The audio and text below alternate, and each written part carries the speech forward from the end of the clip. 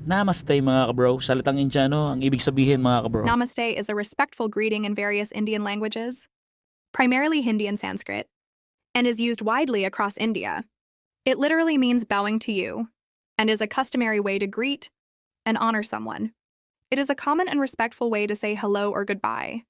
Na-research ko talaga yung mga kabro kasi nandito tayo ngayon sa Indian Embassy, Taguig City mga kabro. Ito yung ipambubungad natin mga kabro sa front desk nila, sa personnel nila mga kabro, para hindi naman tayo out of place mga kabro. Kailangan natin mga kabro ng legal capacity as per advice ng kliyente natin o as per request ng kliyente natin mga kabro. Bawal kasi cellular phone mga kabro sa loob, so may designated locker para i-store o i-deposit ito mga kabro. Kaya yung mga kuha natin sa camera mga kabro, stolen lang. At pagtapos na ito mga kabro, kanya-kanya na kami. Namaste mga kabro, nakuha ko na yung dapat kong makuha. God bless sa atin mga kabro. Ingat RS.